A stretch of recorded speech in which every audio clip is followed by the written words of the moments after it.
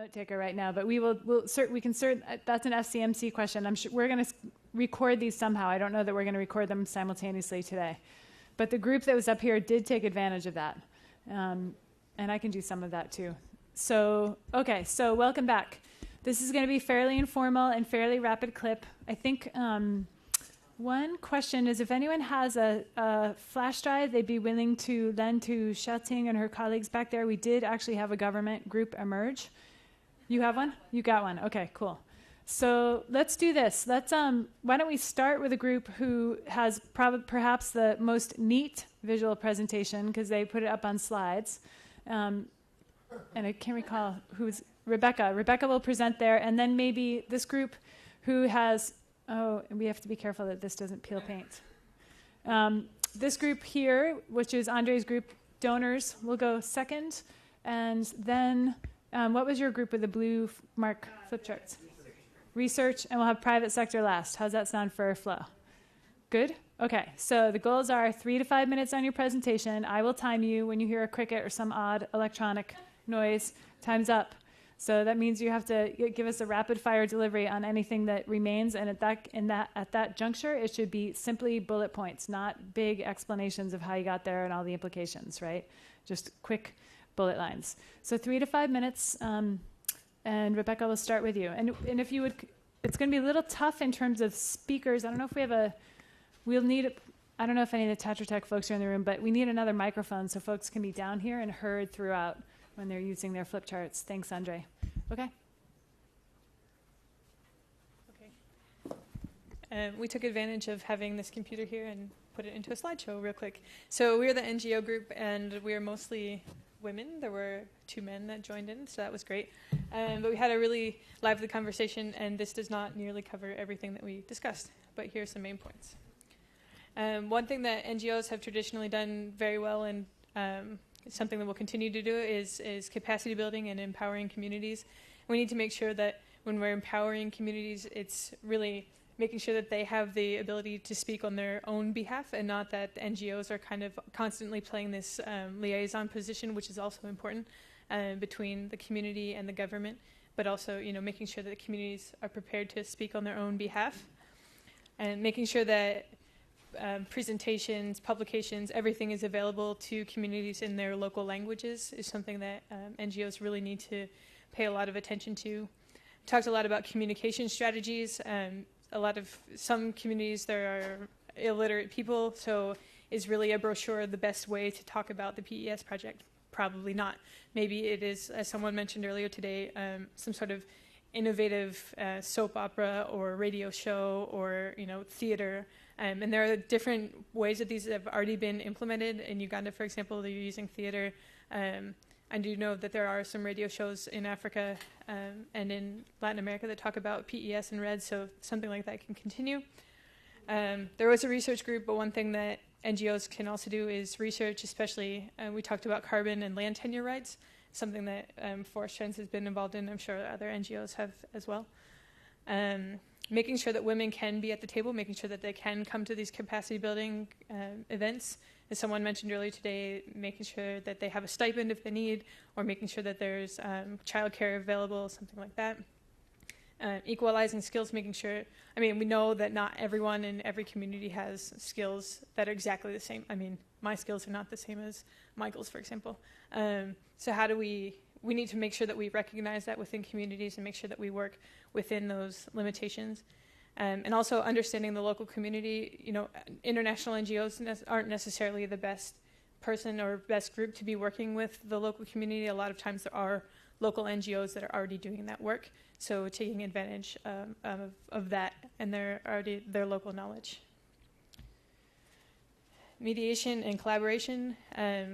Community-based organizations already have a lot of social capital and are prepared to bring together different groups and work with not only the communities but also donor, private sector, government, and other NGOs. And that's a big facilitation role that NGOs play a lot and something that we need to continue to do.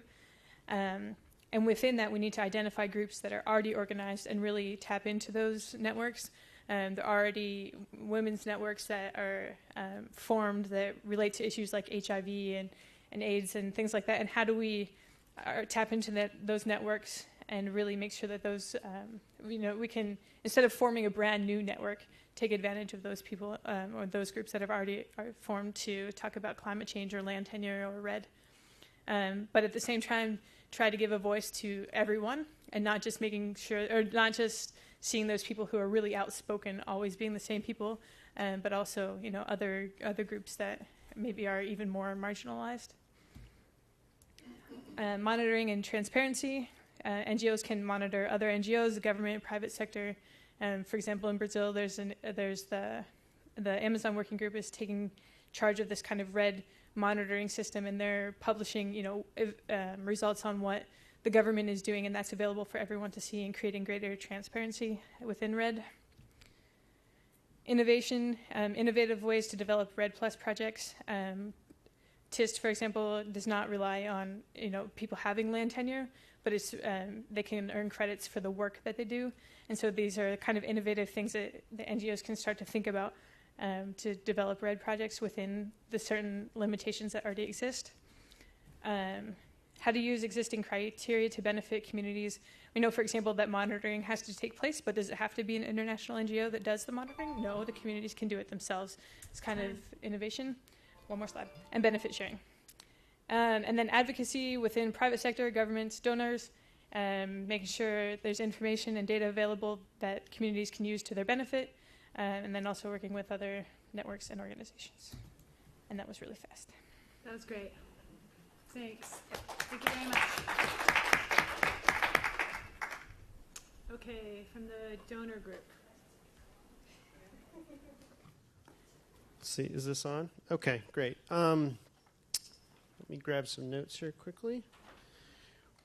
We had the donor group, so we were discussing some recommendations to the donors, and we defined donors rather broadly, including bilaterals, the multilateral development banks, including the different REDD types of projects that come under them, initiatives like UN REDD and FCPF, and also the private foundation. So there's a lot of scope for different donors.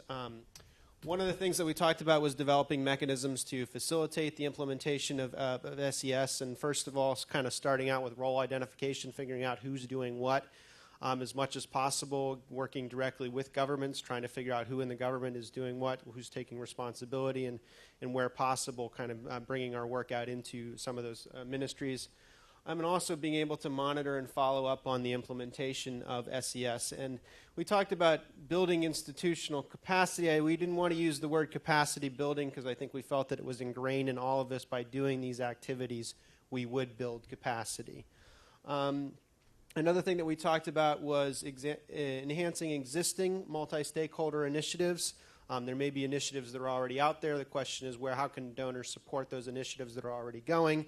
And how can we use this to help different groups access private capital or access the private markets, or make the case that by engaging in these initiatives that they're going to improve the quality of what they have to offer. We talked a little bit about developing business models to attract private capital. I'll talk a little bit more about that in some of the other slides I have here. Again, going back to the first point was the need for more donor coordination. This is a huge issue. We've got a lot of potential, a lot of risk for parallel processes, so looking for ways to better coordinate what's going on between the donors. And also, we talked a little bit about making the CCB standards that were talked about earlier today, making them better known. There's a potential issue with folks not knowing that they exist or that they can be applied. And so one way to kind of make this more applicable, or to kind of push the implementation of this, is to require it as part of projects or as part of programs. So that's one way to get it out there and make it come into play. We talked a lot about effectiveness and about how to make projects as simple and practical, as durable, as sustainable as possible. And so one of the things that we talked about was kind of flexibility of project duration. Do we have any kind of flexibility in terms of not being limited by a standard kind of contract duration or grant duration, but have more the activity match the time frame that's really needed to bring it to fruition?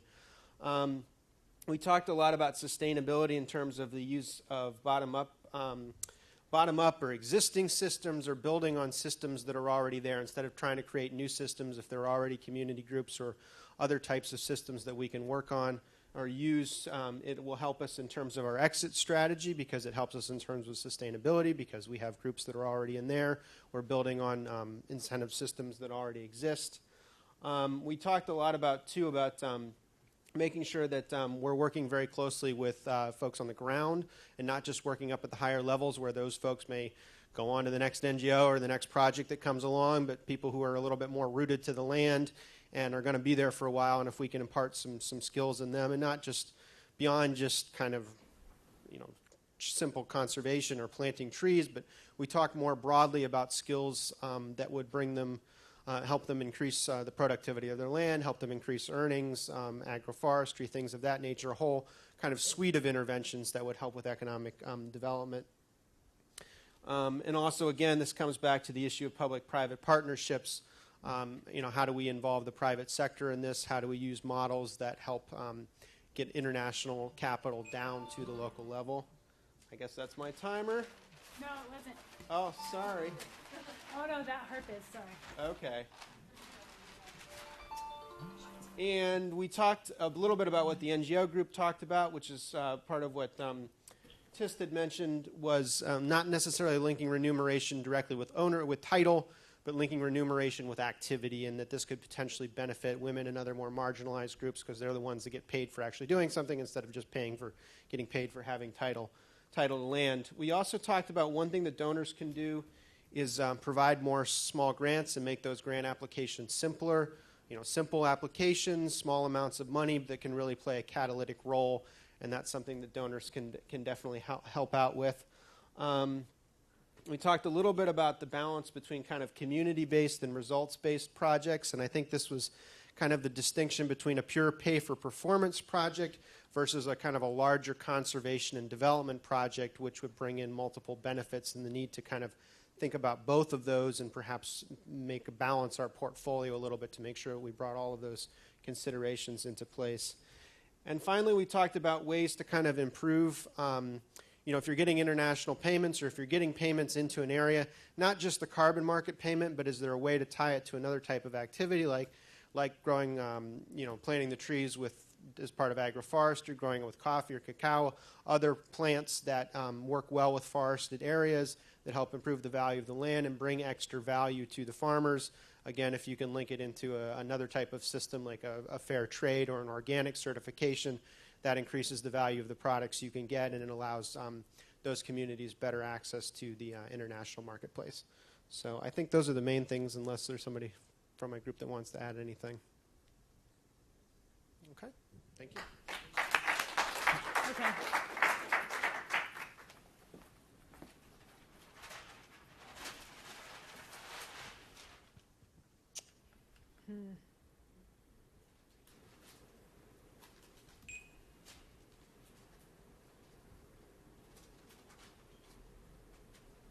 So I was trying to change the screen without distracting you all here, and I'm afraid I might have, I'm not sure I know how to do this. Is this a FCMC computer or this is facility computer? Here we go, perfect. So the government group, I'm putting your stick in right now. Whoever's going to present, why don't you come up?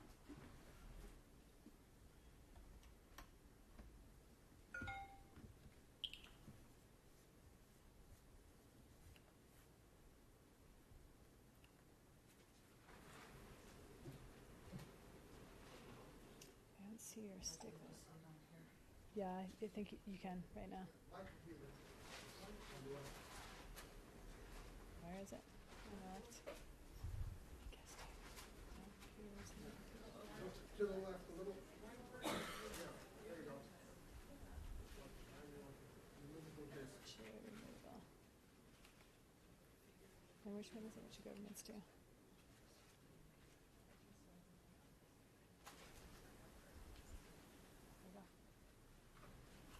Okay.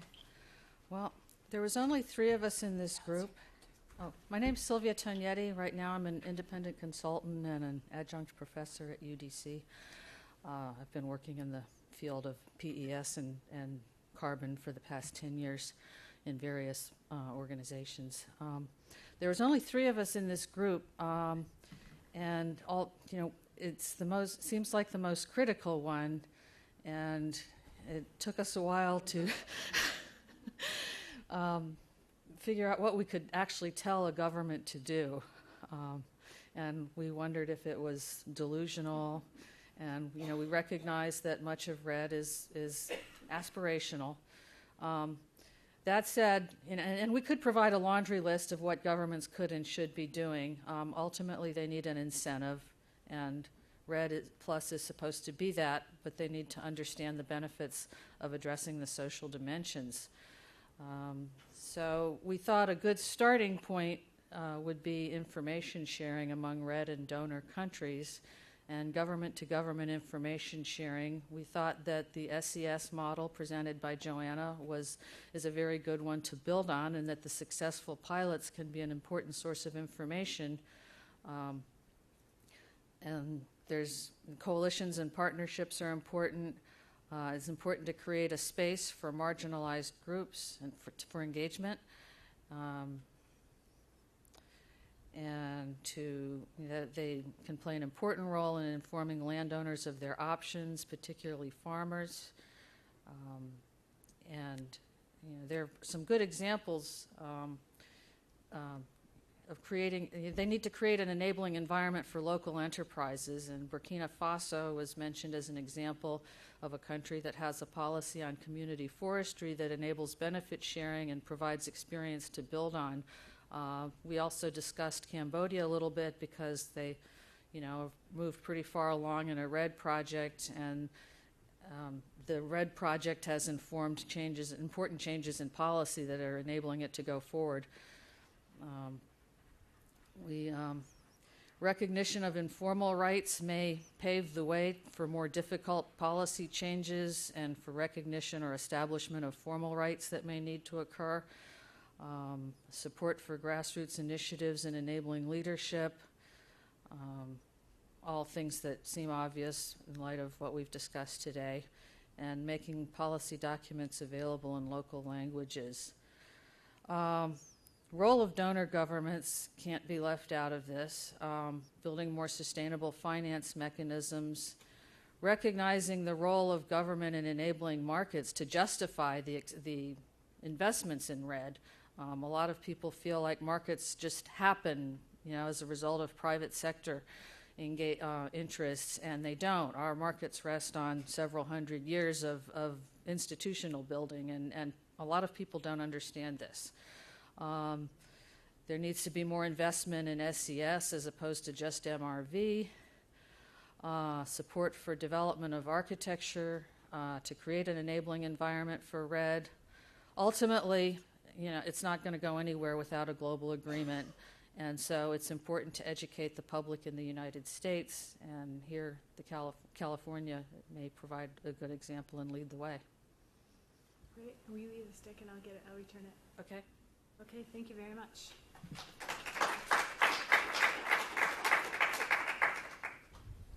So was there one more group? Yes.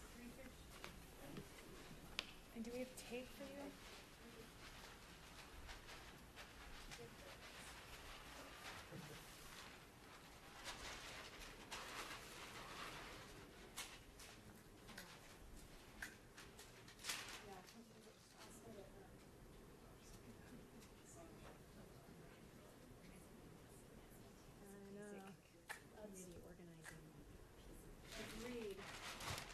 Hello, everyone. Okay, so I'm Melanie McDermott from Rutgers, and I'm representing the research group. We were long on brainstorming, a little short on synthesis, so we're just putting a few ideas out there. And I don't have that many notes, so if I don't talk too much, please, fellow team members, help me fill in the gap. Our sort of big picture question we asked is, that we thought is an important question to research is, what is the relationship between REDD processes and outcomes? So if you have procedural justice, if you have a fair mechanism for making decisions around REDD, if you have an effective mechanism, do you get effective and fair outcomes? So put a little bit more concretely, if you have inclusive social processes, do you necessarily get better REDD outcomes? That's an assumption that's underlying a lot of our discussion, but we think it's something that needs to be tested empirically. The need to study the political economy of forests, additional factors that impact outcomes. We're going to do all this research and monitor findings about what sort of approaches work. But if we find variation across countries and schemes, how do we explain that? So could that have to do with the political economic context in which they operate? Or another way of putting this, under what conditions do what kinds of techniques work? And that small footnote of and how to deal with them. How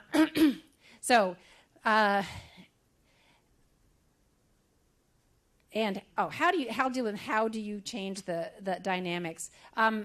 This reminds me, I don't think this is up on our flip chart, talking about framing research at national, even larger scales, sort of forest system scales, by starting with social mapping, who relies on the forest, who are the players. That's an important context within, it was both a research topic in itself and something that should frame research. Determine the impact of spoilers and countering their impact. That was a sort of sub-point of looking at the, correct me if I'm wrong, but on the effects of corruption. So, if you, or a collusion between, let's say, local leaders and outside interests, can the so-called spoilers be identified, and what happens if they are identified? Apparently there's some cases where that's been effective. All right. I think I'll just do this approach. Yeah, please. Research on, we talked about this in the, collectively, research on gender, environment, and population at local levels and conditions. So that, I think, speaks for itself and relates, as I said, to the discussion we had earlier today. So the point about shifting, so the larger question was looking for points of conversion between adaptation and mitigation. Can REDD strategies, which are usually conceived of as mitigation, build on adaptation, and vice versa?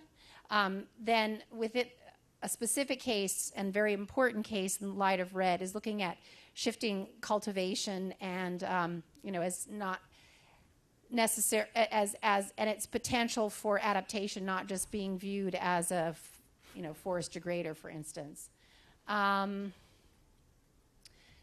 So how does the research get done?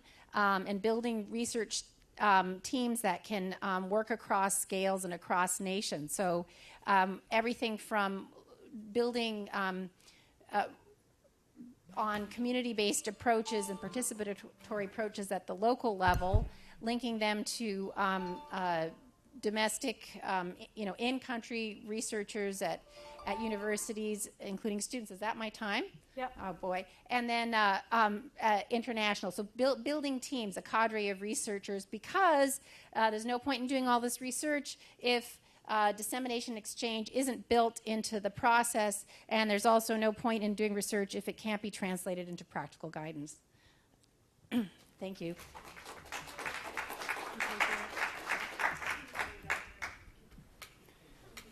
Okay, so thanks. Oh, there's one more.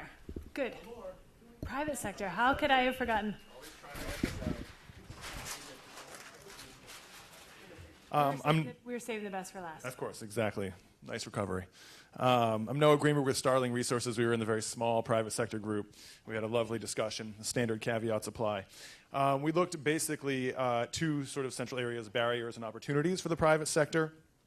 So starting with the barriers, I'd hang this up, but I don't think you can read it from there. So a lack of international policy signals clearly is one of the central barriers for the private sector. Endless U.S. process, UN process, I should say, and a lack of U.S. policy signal. So transparency, long-term transparency, and an ability to understand the investment environment. The The endless UN process as well is obviously can be a problem for private sector investment.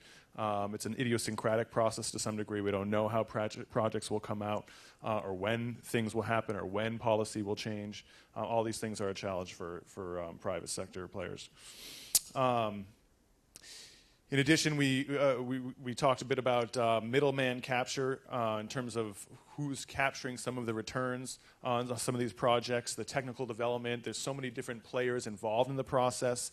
So this is really sort of a broader definition of transaction costs in these projects: validation, verification, registry, et cetera, et cetera. In addition to that, you have the actual financial transaction costs as well, taken together. It's a pretty significant hindrance to private sector participation.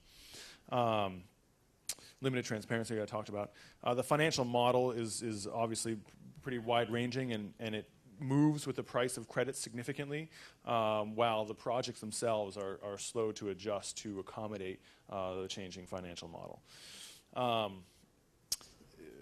Basically, we outlined different areas of risk as well. You have the social risk involved, you have environmental risk, you have certification risk, registry and brokerage, and all these different pieces offer their own little slice of risk to the project that's very hard to quantify at this point.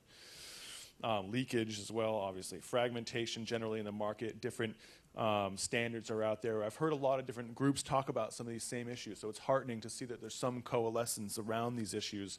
And really around coalescing some of these standards together. There's so many different people. We don't want to duplicate efforts. We don't want to duplicate different standards. It just leads to complications in the market. So the more that we can sort of force these things into that we can work together and come up with common assumptions and prescriptions, I think that's going to create a much more conducive environment for private sector players.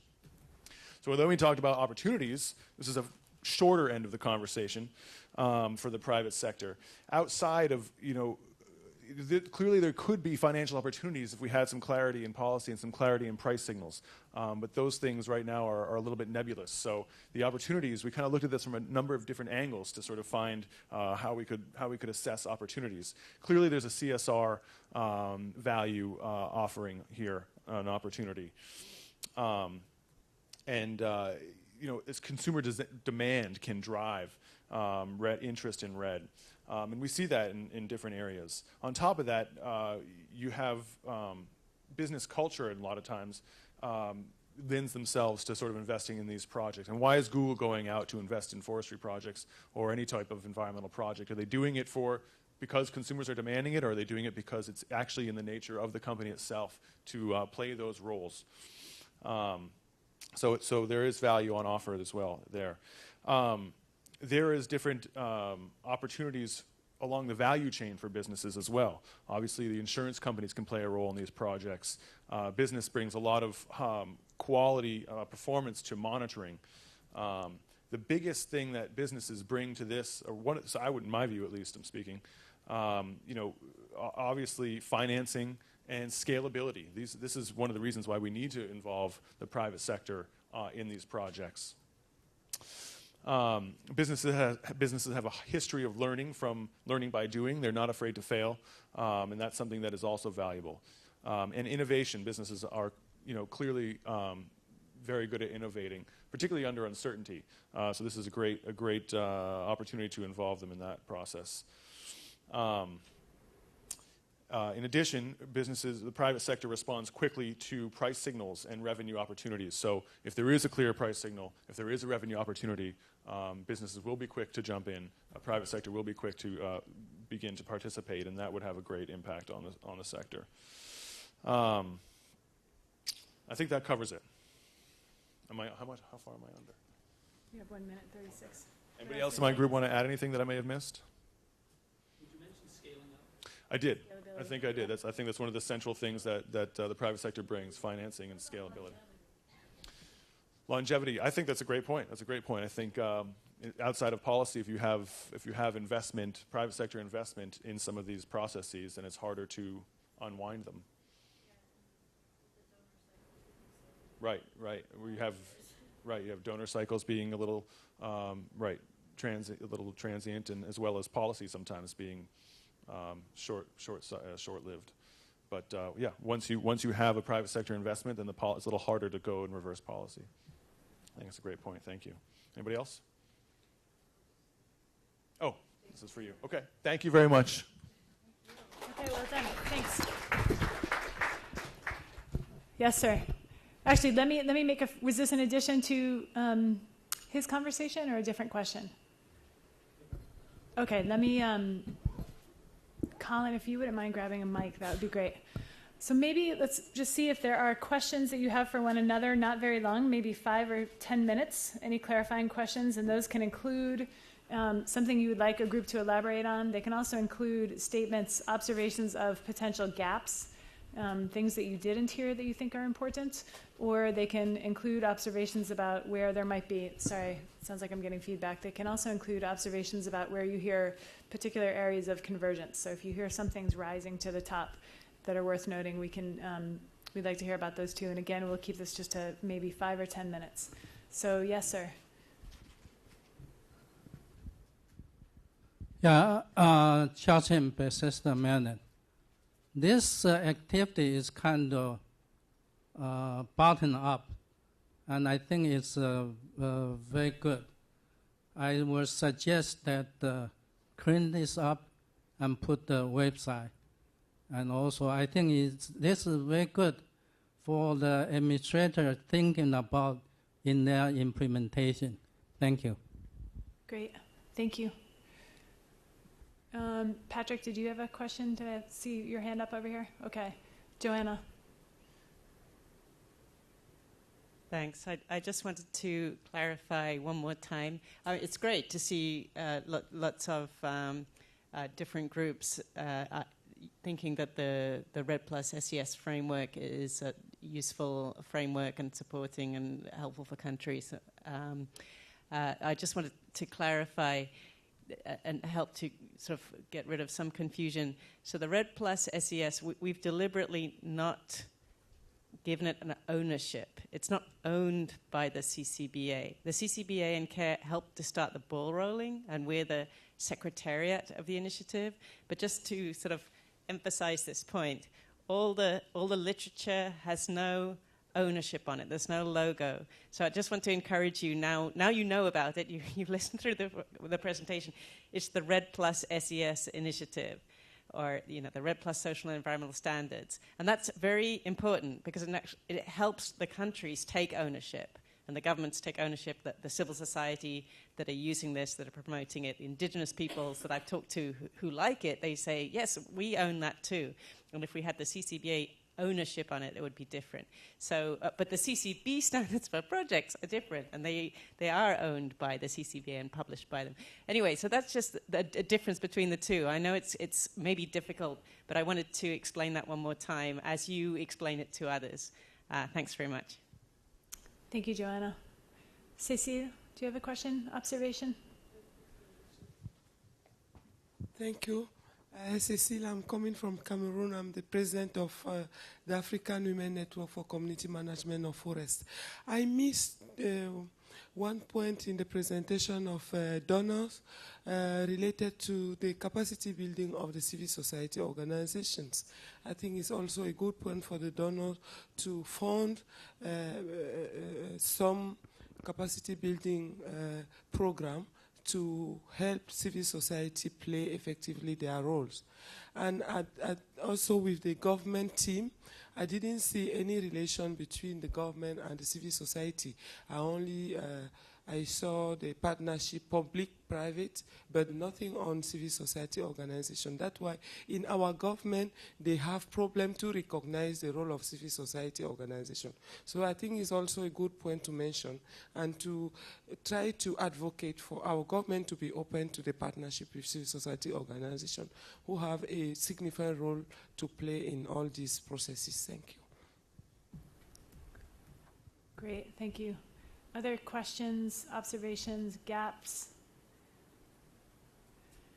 Okay, seeing none and recognizing that it is Friday, Diane, I'm going to invite you back up to just take an opportunity to share some reflections with you all, again, on some of what she's heard here, and also maybe while you're arranging yourself, just to again, thank you all. This is clearly a very quick exercise, a very condensed exercise based on what we did in the workshop. So if you can reflect on some of the value you find or questions you have, that would be really helpful.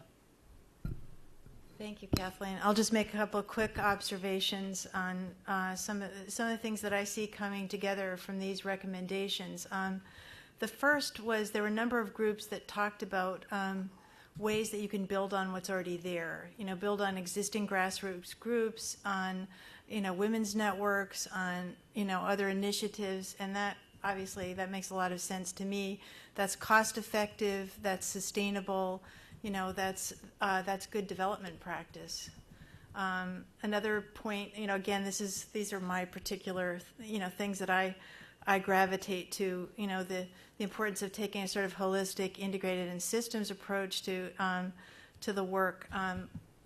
For example, people mentioned having a suite of interventions in a community and not just focusing in on one thing. That's good development practice. Just the idea that there's connections among these system elements, that markets are built on institutions. You can't just sort of intervene in the market without understanding institutions and the whole evolution of institutions that underpin markets. And the need to identify and link different levels of the system.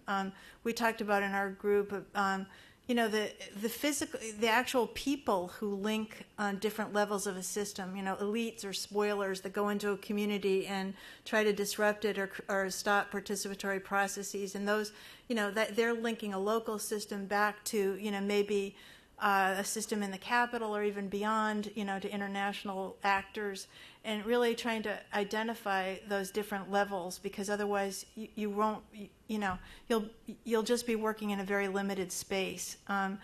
For example, and another example of linking is people talked about the need for common standards, so kind of linking and integrating standards. But at the same time, it's probably clear that you need to have ones that have local applicability and salience. So there has to be ways to adapt and refine and any kind of standards regime so that people on the ground can understand them and use them. Another sort of linking activity, how do you, if you're getting payments, is there a way to tie it to another activity, such as with tree crops? We actually have a project that's doing that with Rainforest Alliance, that's looking at how to link REDD with tree crop and existing certification of tree crops. So again, good practice. Another theme that I highlighted was innovation. People talked about innovation, flexibility of project duration, so that you don't have this sort of fixed time frame that you're trying to work in, when clearly there's a huge need for flexibility because of the uncertainty of markets, the uncertainty of how long it takes to actually put into place community buy-in. Innovation and locally grounding communications, keeping them in local languages, making them something that people can understand, and not just having the nice glossy brochure that you hand to the donor. I like that. And the fact that businesses are not afraid of innovation. So working with private sector, and I've worked a lot with private sector, and I really like working with private sector because they'll just be like, let's do it, let's try it, And yeah, we might fail, but we're willing to take some risks. And then finally, this sort of, I'd like to just emphasize the need to question received wisdom and assumptions in this whole process. Because, and I'm going to question my own received wisdom here. Social and environmental soundness is going to lead to great project outcomes in REDD. We don't know that. We honestly don't know. That was the first question we asked in the research group. I mean, we just have to question our own assumptions and everybody else's assumption as we moved into this, and put on our good critical thinking hats. Go back to graduate school, in front of your favorite professor there, and think critically and get out of your space, whether you're a government person or a private sector person, and really question those assumptions. But before we end, I do need to say some thank yous. Yes, please do. Okay. First of all, a huge thank you to FCMC staff, Paula, Colin, who's back there. I promised him that whatever he wanted to drink tonight would be on me, because I think he's been up for like several nights, and Paula's also been up very nice. Matt, also, thank you so much. Our CI colleagues that provided quite a bit of input into the agenda. Catherine McKenzie, is she still here? There, she also she stuck around. She came all the way to. She's helping us on another project, and we ended up, grabbing her to help out with this one. Our excellent, hardworking presenters, Zhao Ting, Michael Richards, and Jeanette. I mean, didn't they do a fantastic job? Yeah. I mean, really. And they had like a few hours to put together those presentations. It was really awesome. My USAID colleagues, I just adore them. Natalie, this is enabled. Where is Natalie? Right, there she is. Okay. Enabled me to work with you for the first time. This has been an awesome collaboration. My bosses, Holly, Cynthia, colleagues who participated in the workshop. I think the participation of our leadership was also outstanding, and I really have to thank you. Oh, and Andre, I want to thank Andre because he's really did the yeoman's job of representing the climate change team in this process. And I think our leadership also did a great job. And finally, I'd like to thank Kathleen. She came here, jumped into the process, engaged with us, she steered us through it, herding cats all the way. Social science or people are the hardest ones to, right? No, you don't think so? Maybe negotiators. Okay. So to all those people and to everyone who's participated in this process, remember this is just the beginning of the discussion, and we have lots to do. And we have 3.5 more years of FCMC, so here we go. Thanks. And maybe we should also be sure, on behalf of myself and the FCMC team, and I'm sure everyone in the room too, Diane, to thank you for all the work that you've done and the energy. And when we were busy synthesizing as fast as we all could last night, Diane would occasionally look up and say and come up with a pithy statement that 5 or 6 of us were struggling around. So it really super helpful and useful and inspirational. And thank you all for coming today and participating, and we look forward to crossing paths with you. And we're ending early on Friday. Yes, go home.